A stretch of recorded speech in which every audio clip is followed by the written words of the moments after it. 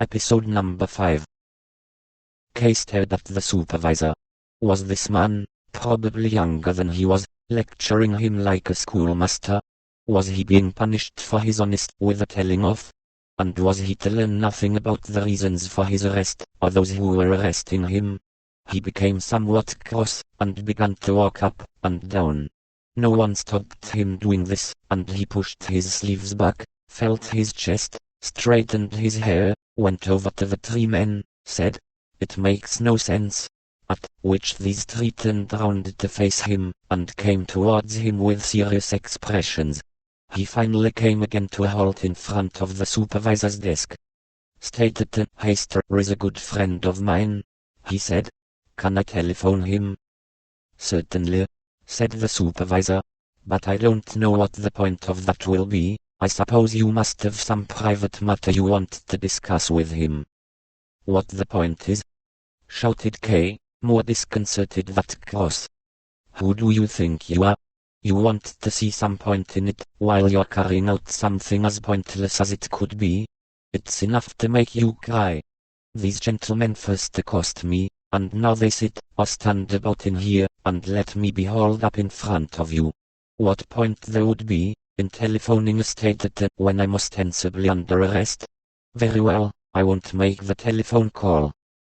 "You can call him, if you want to," said the supervisor, stretching his hand out towards the outer room, where the telephone was. "Please, go on, do make your phone call." "No, I don't want to anymore," said Kay, and went over to the window. Across the street, the people were still there at the window, and it was only now that Kay had gone up to his window that they seemed to become uneasy about quietly watching what was going on. The old couple wanted to get up, but the man behind them calmed them down. "We've got some kind of audience over there," called Kay to the supervisor, quite loudly, as he pointed out with his forefinger. "Go away," he then called across to them. And the 3 of them did immediately retreat a few steps. The old pair even found themselves behind the man, who then concealed them with the breadth of his body, and seemed, going by the movements of his mouth, to saying something incomprehensible into the distance. They did not disappear entirely, though, but seemed to waiting for the moment when they could come back to the window without being noticed. "Intrusive, thoughtless people," said Kay as he turned back into the room. The supervisor may have agreed with him. At least Kay thought that was what he saw from the corner of his eye. But it was just as possible that he had not even been listening, as he had his hand pressed firmly down on the table, and seemed to comparing the length of his fingers. The 2 policemen were sitting on a chest covered with a colored blanket, rubbing their knees. The 3 young people had put their hands on their hips, and were looking round aimlessly. Everything was still, like in some office that has been forgotten about. "Now, gentlemen," called out Kay, and for a moment it seemed as if he was carrying all of them on his shoulders. "It looks like your business with me is over with. In my opinion, it's best now to stop wondering about whether you're proceeding correctly or incorrectly, and to bring the matter to a peaceful close with a mutual handshake. If you are of the same opinion, then please." And he walked up to the supervisor's desk and held out his hand to him. The supervisor raised his eyes, bit his lip, and looked at Kay's outstretched hand. Kay still believed the supervisor would do as he suggested. But instead, he stood up, picked up a hard round hat that was laying on Miss Woostner's bed, and put it carefully onto his head, using both hands as if trying on a new hat. "Everything seems so simple to you, doesn't it?" he said to Kay as he did so. "So you think we should bring the matter to a peaceful close, do you?" No, that won't do. Mind you, on the other hand, I certainly wouldn't want you to think there's no hope for you. No, why should you think that? You're simply under arrest, nothing more than that. That's what I had to tell you, that's what I've done, and now I've seen how you've taken it. That's enough for one day, and we can take our leave of each other, for the time being at least. I expect you'll want to go into the bank now, won't you?" "Into the bank?" asked Kay. "I thought I was under arrest." Kay said this with a certain amount of defiance as, although his handshake had not been accepted, He was feeling more independent of all these people, especially since the supervisor had stood up. He was playing with them. If they left, he had decided he would run after them, and offer to let them arrest him. That's why he even repeated, "How can I go into the bank when I'm under arrest?" "I see you've misunderstood me," said the supervisor, who was already at the door. "It's true that you're under arrest, but that shouldn't stop you from carrying out your job. And there shouldn't be anything to stop you carrying on with your usual life." "In that case it's not too bad, being under arrest," said Kay, and went up close to the supervisor. "I never meant it should be anything else," he replied. "It hardly seems to have been necessary to notify me of the arrest in that case," said Kay, and went even closer. The others had also come closer. All of them had gathered together into a narrow space by the door. "That was my due," said the supervisor. "A silly due," said Kay, unyielding. "Maybe so," replied the supervisor. "Only don't let's waste our time talking on like this.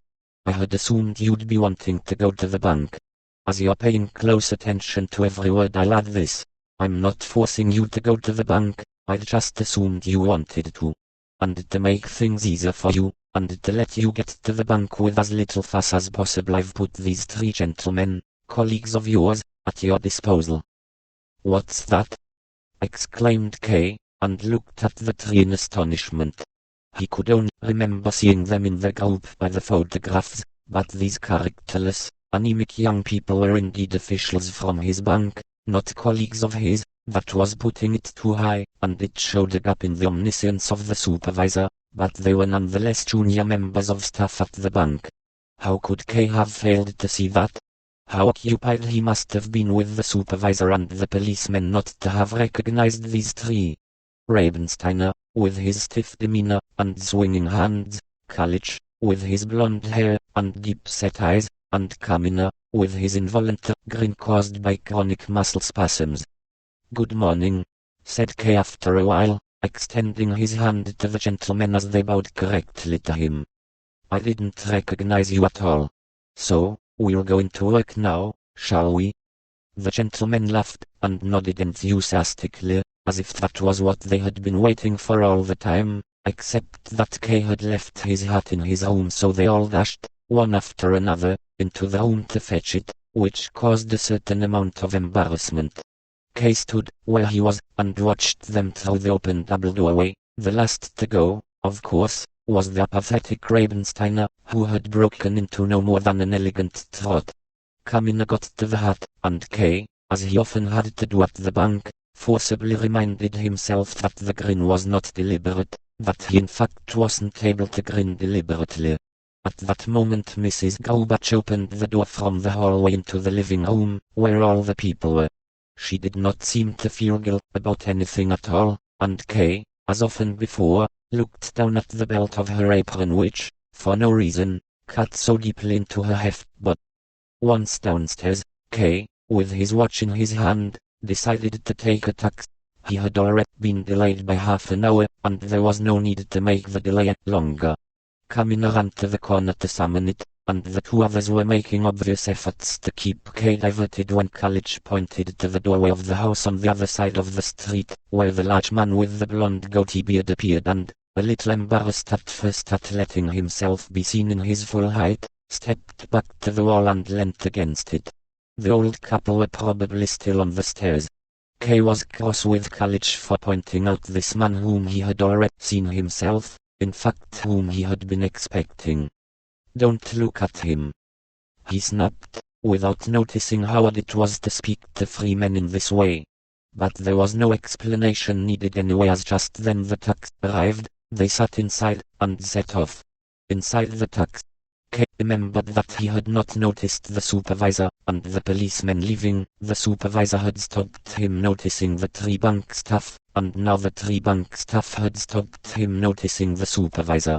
This showed that Kay was not very attentive, and he resolved to watch himself more carefully in this respect. Nonetheless, he gave it no thought as he twisted himself round, and leant over onto the rear shelf of the car to catch sight of the supervisor, and the policemen, if he could. but he turned back round straight away, and leant comfortably into the corner of the taxi, without even having made the effort to see anyone. Although it did not seem like it, now was just the time when he needed some encouragement, but the gentleman seemed tired just then. Rabenstein looked out of the car to the right, College to the left, and only Camino was there with his grin at K.'s service. It would have been inhumane to make fun of that,